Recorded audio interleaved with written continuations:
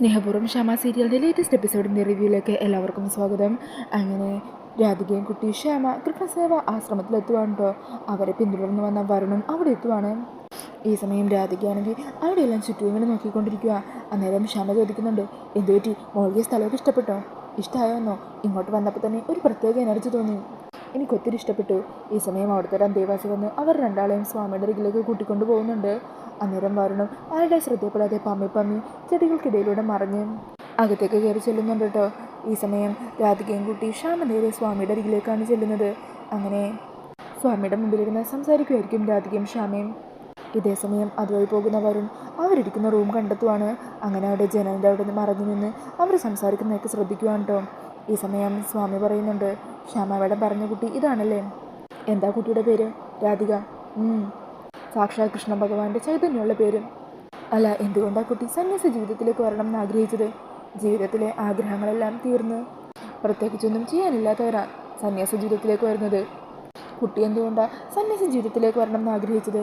അന്നേരം രാധിക പറഞ്ഞേ, അത് പിന്നെ എൻ്റെ ജീവിതത്തിലും പ്രത്യേകിച്ചൊന്നും ചെയ്യാനായിട്ടില്ല. അപ്പോൾ ഭഗവാനിൽ അർപ്പിച്ച് ബാക്കിയുള്ള ജീവിതം ആത്മീയതയിൽ കഴിയാമെന്ന് വിചാരിച്ചു. അതുകൊണ്ടാണ് കുട്ടിക്കാലം മുതൽ ഭഗവാനിൽ പൂജകൾ അർപ്പിക്കാനും മറ്റു കാര്യങ്ങൾ ചെയ്യാനും എനിക്ക് ഒത്തിരി താല്പര്യമുണ്ട്. അന്നേരം തിരുമേനി ചോദിക്കുന്നുണ്ട്, അല്ല ഇങ്ങനെയൊക്കെ പറയുന്നുണ്ടെങ്കിലും കുട്ടിയുടെ മനസ്സിൽ എന്തോ ചില നടക്കാത്ത ആഗ്രഹങ്ങളും കൂടി ഉണ്ടെന്ന് തോന്നുന്നു. ശബ്ദം ഇടറുന്നുണ്ടല്ലോ. ഈ സമയം ക്ഷമ പറയുന്നുണ്ട്, എന്നാണെങ്കിലും മോള് പൂർണ്ണമായിട്ട് സന്യാസ ജീവിതത്തിലേക്ക് വരണമെന്ന് എനിക്ക് ആഗ്രഹമില്ല. മോൾക്കിപ്പോൾ മോളുടെ മനസ്സിലായിട്ടുന്ന ചില കാര്യങ്ങളും മറ്റു സങ്കടങ്ങളൊക്കെ ഉണ്ട്. അപ്പോൾ ഇതുപോലെ അന്തരീക്ഷത്തിൽ വന്നു നിന്നാൽ അതിൽ നിന്നൊക്കെ കുറച്ചൊരു ആശ്വാസം കിട്ടുകയും മനസ്സിനൊരു സന്തോഷം തോന്നുകയൊക്കെ ചെയ്യുമല്ലോ. പിന്നീട് ആലോചിച്ച് എന്താ തീരുമാനം എന്ന് വെച്ചാൽ അതുപോലെ ചെയ്യാം. അങ്ങനെ ഒരു ഉദ്ദേശത്തോടു കൂടിയാണ് ഞാൻ മോളെ ഇങ്ങോട്ട് കൂട്ടിക്കൊണ്ടുവന്നത്. അന്നേരം സ്വാമി പറയണേ, അതെന്താണെങ്കിലും നന്നായി. അല്ലെങ്കിൽ ഇവിടെയൊക്കെ പെട്ടെന്ന് ഒരാൾ വരുമ്പോൾ അയാളെ നേരെ തന്നെ സന്യാസ ജീവിതത്തിലേക്ക് ഞങ്ങളും സ്വീകരിക്കാറില്ല. ആദ്യം കുട്ടി ഇവിടുത്തെ അന്തേവാസിയായിട്ട് നിൽക്കട്ടെ. ഇവിടെ കുട്ടിയെപ്പോലെ അന്തേവാസികളായിട്ട് തുടരുന്ന പലരും ഉണ്ട്. അതിനുശേഷം തീരുമാനത്തിൽ ഒരു മാറ്റവും ഇല്ല.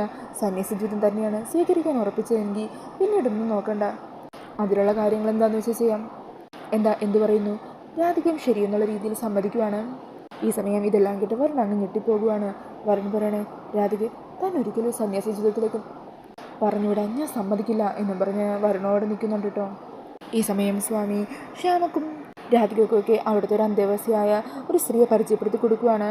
എന്നിട്ട് ആ സ്ത്രീയോട് രാധിക മോൾക്ക് ഇവിടെയുള്ള സ്ഥലങ്ങളൊക്കെ ഒന്ന് കാണിച്ചു കൊടുക്കാൻ പറയുവാണ് കേട്ടോ.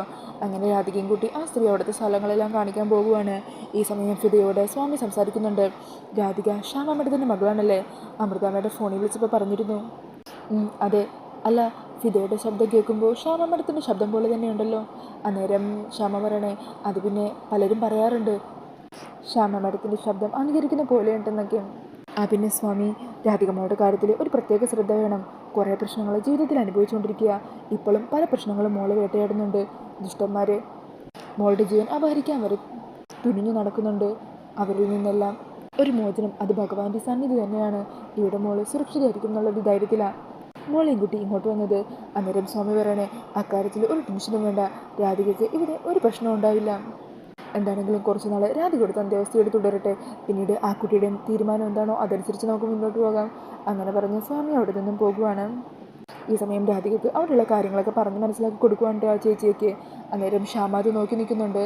ഈ സമയം വരുണും മരത്തിൻ്റെ അവിടെ നിന്ന് മറിഞ്ഞു നിന്ന് ഇവർ രണ്ടുപേരെ നിരീക്ഷിക്കുവാണ്. അങ്ങനെ ക്ഷാമ രാധികനെ അരികിലേക്ക് വിളിക്കുക, മോള് പറഞ്ഞ കാര്യങ്ങളൊക്കെ ഓർമ്മയുണ്ടല്ലോ? കുറച്ച് തീരുമാനമൊന്നും ഇപ്പം തന്നെ എടുക്കാൻ നിൽക്കണ്ട. മോള് കുറച്ച് ദിവസം ഇവിടെ നിന്ന് മനസ്സൊക്കെ ഒന്ന് ശാന്തമാക്കും. ഞാനെന്നാ ഇവിടെ നിന്ന് ഇറങ്ങുവാണ്. എന്ത് പ്രശ്നമുണ്ടെങ്കിലും മോൾ എന്നെ വിളിക്കണം. അതിന് മടിച്ചു നിൽക്കുകയൊന്നും വേണ്ട. പിന്നെ കൂടുതൽ പക്വതയും കാണിക്കേണ്ട കേട്ടോ. മോളുടെ മനസ്സിലുള്ള എല്ലാ വിഷമങ്ങളും മാറ്റി മിടുക്കി കുട്ടിയായിട്ട് വേണം നിൽക്കാനായിട്ട് ഇനി ഞാൻ വരുമ്പോൾ. എന്നാൽ ശരി മോളെ, ഇറങ്ങട്ടെ. അങ്ങനെ പറഞ്ഞ് രാധികയെ ചേർത്ത് പിടിക്കുകയും രാധികയുടെ നെറ്റിലൊരു ഉമ്മയും കൊടുക്കുന്നുണ്ട്. അങ്ങനെ ഫിദ അവിടെ നിന്ന് കാറി കയറി പോകുവാണ് കേട്ടോ. ഇതെല്ലാം അവിടെ വരുൺ നോക്കിക്കൊണ്ട് നിൽക്കുവാണ്. പിന്നീട് ആ അന്തേവാസി സ്ത്രീയും രാധികയുടെ അരികിലേക്ക് ചെല്ലുന്നുണ്ട്. ആ സമയം രാധിക ചോദിക്കുക, അല്ല ചേച്ചി ഇവിടെ വന്നിട്ട് എത്ര നാളായി? ഞാൻ വന്നിട്ട് 5 വർഷമായി. ഞാനും ആദ്യത്തെ 2 വർഷം ഇവിടെ അന്തേവാസിയായിട്ട് തന്നെയായിരുന്നു. പിന്നീട് പതിയെ സന്യാസ ജീവിതത്തിലേക്ക് നടന്നു. അത്രയ്ക്ക് പ്രശ്നങ്ങളായിരുന്നു വീട്ടിലും മറ്റുമൊക്കെ. അതെല്ലാമാണ് എന്നിവിടെ കൊണ്ടുവന്നെത്തിച്ചത്. എൻ്റെ കാര്യം അങ്ങനെയൊക്കെ ആയിരിക്കുമല്ലേ?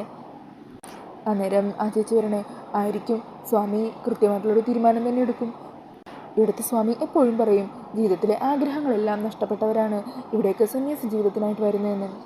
മോളുവ, ഇവിടെ മറ്റു ചില കുട്ടികളും കൂടി അന്തേവാസികളായിട്ട് താമസിക്കുന്നുണ്ട്. അവരൊക്കെ ആ ഭാഗത്തുള്ളത്. മോളുവ, ഞാൻ കാണിച്ചു തരാം. അങ്ങനെ പറഞ്ഞ് രാധികയും കൂട്ടി അവിടെ നിന്ന് നടന്നു പോകുവാണ്. പിന്നീട് കാണിക്കുന്നത് വരുൺ അവിടെ ചെടികൾക്കിടയിൽ നിന്നും മുന്നോട്ട് നടന്ന് രാധികയെ ഫോളോ ചെയ്യാനായിട്ട് പോകുമായിരിക്കും. പെട്ടെന്നാണ് അവിടുത്തെ സ്വാമിയും മറ്റൊരാളും കൂടി സംസാരിച്ച് അതുവഴി വരുന്നത് വരുൺ കാണുന്നത്. അങ്ങനെ അവരുടെ ശ്രദ്ധയപ്പെടാതെ വരുൺ അവിടെ തന്നെ മറഞ്ഞു നിൽക്കുവാണ്. ഈ സമയം സ്വാമി പറയണേ, ചേട്ടാ ആ പൈപ്പ് ഇതുവരെ പൊട്ടിയത് ശരിയാക്കിയിട്ടില്ലേ? അന്നേരം ആ ചേട്ടൻ പറയണേ, അത് പിന്നെ ഇവിടുത്തെ ഇലക്ട്രീഷ്യനും പ്ലംബറും ഒരാൾ തന്നെയായിരുന്നല്ലോ. അയാൾ നാട്ടിലേക്ക് പോയി മിനിഞ്ഞാന്ന്. ഇനി അയാൾ ഇങ്ങോട്ട് വരില്ലെന്നാണ് പറയുന്നത്. അതേക്കുന്ന സ്വാമി പറയണേ, എത്രയും പെട്ടെന്ന് പറ്റിയ ഒരാളെ കണ്ടെത്തണം. അങ്ങനെ അവരവിടെ നിന്നും പോകുവാണ്.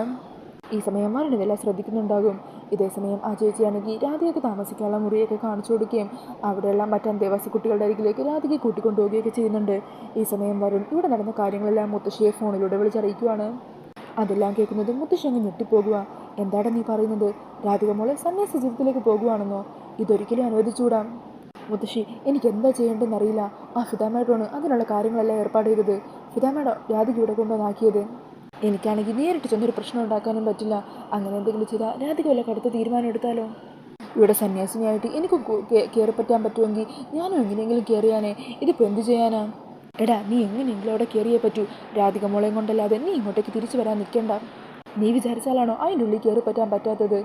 മുത്തശ്ശി, ഇവിടെ പ്രത്യേകിച്ച് അങ്ങനെ കയറി പറ്റാനുള്ള സാഹചര്യമൊന്നുമില്ല. പിന്നെ ഇവിടെ ആകെ ഒരു വേക്കൻസി ഉള്ളൂ, ഒരു ഇലക്ട്രീഷ്യൻ്റെയും പ്ലംബറിൻ്റെയും. അതാണെങ്കിൽ എനിക്ക് അറിയുകയില്ലല്ലോ. പിന്നെ ഞാൻ എങ്ങനെയാ? എടാ, നീ വിചാരിച്ചാൽ പറ്റാതായിട്ട് ഒന്നുമില്ല. നിനക്ക് ഞാൻ വള്ളിൻ്റെയും മുരുകൻ്റെയും കഥയൊക്കെ പറഞ്ഞു തന്നത് ഓർക്കുന്നില്ലേ? വള്ളിയോടുള്ള പ്രണയത്തിന് വേണ്ടിയിട്ട് മുരുകൻ എന്തൊക്കെയാണ് ചെയ്തതെന്ന്, എന്തൊക്കെ വേഷങ്ങളാണ് കെട്ടിയെന്ന് ഓർമ്മയില്ലേ നിനക്ക്? നിനക്ക് അത്യാവശ്യം ഇലക്ട്രിക്കൽ പണിയൊക്കെ അറിയാവുന്നതല്ലേ? ഇവിടെ എന്തെങ്കിലും ചെറിയ ഇലക്ട്രിക്കൽ പരിപാടികളൊക്കെ വന്നു കഴിഞ്ഞാൽ അതൊക്കെ നീയല്ലേ ചെയ്യുന്നത്? പിന്നെന്താ പ്രശ്നം? അന്നേരം പറഞ്ഞേ, അതുപോലെയാണ് മുത്തശ്ശി ഇവിടെ. പിന്നെ ഭഗവാന്റെ കാര്യത്തിലൊക്കെ ഇതൊക്കെ എളുപ്പമാണ്. ഭഗവാൻ ഒന്ന് കൈവച്ച് നടക്കാത്തായിട്ട് എന്തേലും ഉണ്ടോ? അതുപോലെയാണോ ഞാൻ? അന്നേരം മുത്തശ്ശി ചിരിച്ചുകൊണ്ട് പറയണേ, എടാ അത് ചിലപ്പോൾ സത്യമായിരിക്കും. പക്ഷേ നിനക്കും ഭഗവാനും തമ്മിൽ ഒരു കാര്യത്തിൽ സാമ്യമുണ്ട്.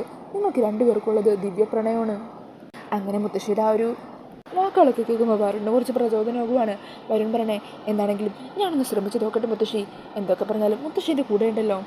എങ്ങനെയെങ്കിലും ഞാൻ രാധികയെ ഇവിടെ നിന്ന് കാര്യങ്ങൾ മനസ്സിലാക്കി കൂട്ടിക്കൊണ്ട് വന്നിരിക്കും. നിനക്ക് ഈ മുത്തശ്ശിയുടെ എല്ലാ സപ്പോർട്ടും ഉണ്ടാകൂടാ എന്നും പറഞ്ഞ മുത്തശ്ശിയും കോൾ കട്ട് ചെയ്യുവാണ്.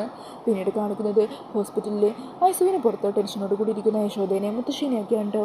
ഈ സമയം ഡോക്ടർ ദേവൻ്റെ മുറിയിൽ നിന്ന് വരുവാണ്. അന്നേരം എങ്ങനെയുണ്ട് ദേവനെന്ന് ചോദിക്കുന്നുണ്ട്. ഈ സമയം ഡോക്ടർ പറയണേ, പ്രത്യേകിച്ച് കാര്യമായിട്ടുള്ള പുരോഗതിയൊന്നുമില്ല. അന്നേരം മുത്തശ്ശി ചോദിക്കണേ, ഞങ്ങൾക്ക് ദേവനെ ഒന്ന് ചെന്ന് കാണാൻ പറ്റുമോ? വേണ്ട, നിങ്ങൾ ചെന്ന് കണ്ട് പേഷ്യൻറ്റിൻ്റെ നില ഇനിയും കൂടുതൽ വഷളാക്കാൻ നിൽക്കണ്ട. നിങ്ങളവിടെ കയറി കഴിഞ്ഞാൽ നിങ്ങളുടെ പ്രശ്നങ്ങളല്ലേ പറയൂ, അല്ലാതെ പേഷ്യൻറ്റിൻ്റെ സുഖവിവരമൊന്നും അന്വേഷിക്കില്ലല്ലോ.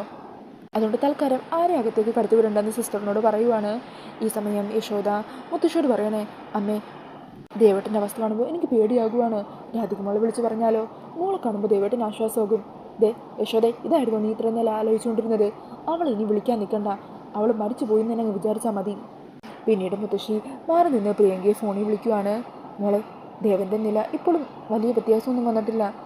നീ കടുമ്പകളത്തിൽ ഇങ്ങോട്ട് വാ. അന്നേരം പ്രിയങ്ക ചോദിക്കണേ, ഞാനെന്തിനാ അങ്ങോട്ട് വരുന്നത്? അച്ഛനാണെങ്കിൽ എന്നെ കണ്ണെടുത്താൽ കണ്ടുകൂടാം. ഇവിടെ ഞാൻ അതിലും വലിയ പ്രശ്നത്തിൽ നിൽക്കുക. വരുൺ എങ്ങോട്ട് ഇറങ്ങിപ്പോയി. ആ രാധികയെ കണ്ടെത്തി തിരികെ കൂട്ടിക്കൊണ്ട് വരാനായിരിക്കും. അക്കാര്യം ഓർത്തിട്ടെങ്കിൽ സമാധാനം കിട്ടുന്നില്ല. അതിനിടയിൽ ഇനി അച്ഛൻ്റെ കാര്യം കൂടി എടുത്ത് തലയെ വെക്കാനേ എന്നെ കൊണ്ട് വയ്യാം. ഈ സമയം മുത്തശ്ശി പറയണേ, ശരി, ഞാൻ ഇവിടുത്തെ കാര്യങ്ങൾ നിന്നെ അറിയിച്ചെന്നേ ഉള്ളൂ. എന്താണെങ്കിലും നമ്മൾ വിചാരിച്ച കാര്യത്തിന് ഒരു മാറ്റം വരുത്താൻ പാടില്ല. ഞാൻ പറഞ്ഞതിനൊക്കെ ഓർമ്മയുണ്ടല്ലോ? എല്ലാം ഓർമ്മയുണ്ട് മുത്തശ്ശി. അങ്ങനെ പറഞ്ഞു നിൽക്കുന്ന പ്രിയങ്കയെ കാണിച്ചുകൊണ്ടാണ് ഇന്നത്തെ എപ്പിസോഡ് തീരുന്നത്. അപ്പോൾ ഈ ഒരു റിവ്യൂ ഇഷ്ടമായിട്ടുണ്ടെങ്കിൽ മറക്കാതെ വീഡിയോ ഒന്ന് ലൈക്ക് ചെയ്യണേ. ഇതുപോലുള്ള കൂടുതൽ റിവ്യൂസിനായിട്ട് ഈ ചാനലൊന്ന് സബ്സ്ക്രൈബ് ചെയ്തും കൂടി സപ്പോർട്ട് ചെയ്യണേ. Thank you.